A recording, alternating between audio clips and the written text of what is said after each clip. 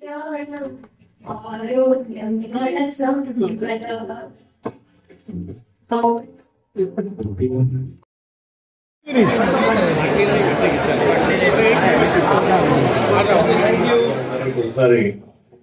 मित्र मोठे कार्यक्रमासाठी मोठ्या प्रमाणामध्ये उपस्थित असलेले माझे विद्यार्थी मित्र, पोलीस मित्र, त्यांच्यासोबत सर्व सदस्य आणि माझ्या पत्रकार मित्रांनो, आपण कार्यक्रमाची सुरुवात आज केलेली आहे. आणि मला असं वाटतं आणि विसरून सांगितलंच की हा उपक्रम फक्त केवळ एक महिन्यापुरता न राहता हा उपक्रम पूर्ण वर्षभर चालायला हवा. ज्या संख्येने आपण केवळ ठाण्यामध्येच नाही परंतु घरामध्ये जी होत असते वाहतुकीच्या ऍक्सिडेंट्समध्ये, अपघातांमध्ये, ती खरोखर चिंताजनक बाब आहे.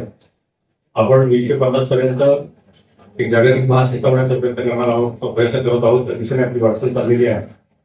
आणि अतिशय महत्वाचं असं आपले जे रिसोर्सेस आहेत, मनुष्यबळ आहे, प्रशिक्षित मनुष्यबळ आहे, मनुष्यबळ आपण वाहतुकीच्या अपघातामध्ये आपण वाया घालवतो आहोत.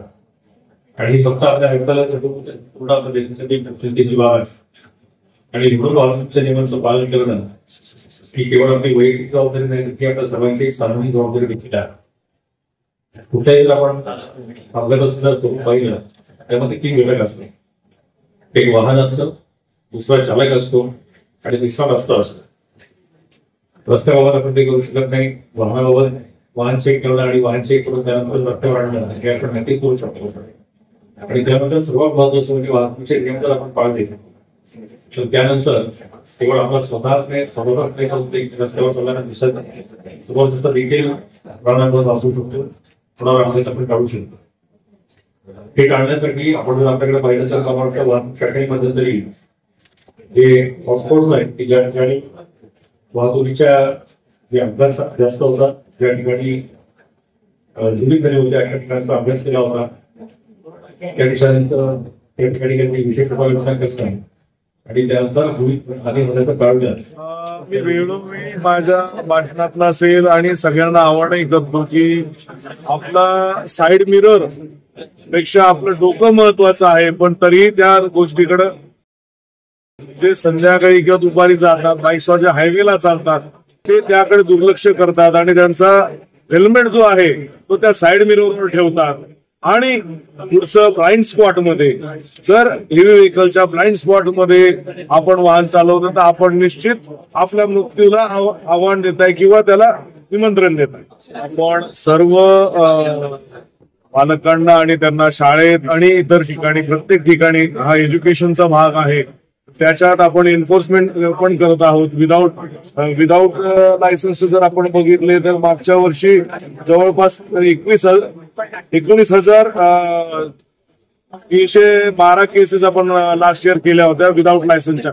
तरीही लोकांना समजत नाहीये. मी आपल्या माध्यमातून सर्व पालकांना आवाहन करू इच्छितो की कृपा करून आपल्या 18 पेक्षा कमी वयाच्या आणि ज्याच्याकडे लायसन्स नाही त्याला आपण वाहन आपलं त्याच्या ताब्यात देऊ नये. अगर दिलं आणि त्याच्याकडनं अपघात झाला तर आपल्यावरही गुन्हा दाखल होणार आहे. रस्ता सुरक्षा किंवा ट्रॅफिक डिपार्टमेंट 3 गोष्टींशी जास्त रिलेटेड असतं आणि त्याच्यावरच चालतं.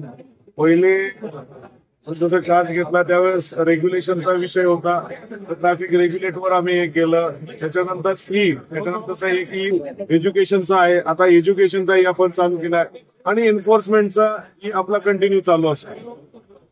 सर, वाहतूक कोंडी इथे संध्याकाळी खूप असते, त्याच्यावर काय आता बांधण्यात आलं? वाहतूक कोंडी ही आता आपल्याकडे जी आहे ती जॉग्राफिकल कंडिशन्स मुळे झालेली आहे. जे घोडबंदर रोडला जाणारी रस्ता आहे त्याच्यावर 2च लेन चालू आहे, ब्रिज आहे, त्याला 3 लेननी कनेक्ट करतो. त्याच्या पहिले 4 लेननी 5 लेननी कनेक्ट करतो.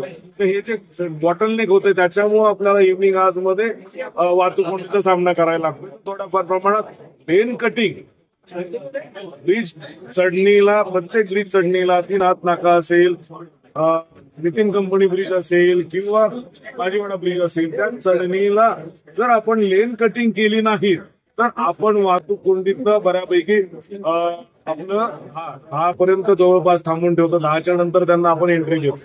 पण मुंबईकडनं येणाऱ्या हेवी व्हेकल्सवर आपल्याला थोडंसं एन्फोर्स करताना प्रॉब्लेम येतो, कारण ऑलरेडी आपले रस्ते छोटे आहेत. हेवी व्हेकल जर रस्त्यात आलं तर आपल्याला त्यांना पासच करून द्यावं लागतं. आपल्याला दुसरा पर्याय नाही, कारण परत त्यांना थांबून ठेवलं तर परत एक दुसरा बॉटलनेक आपल्याकडे क्रिएट होईल.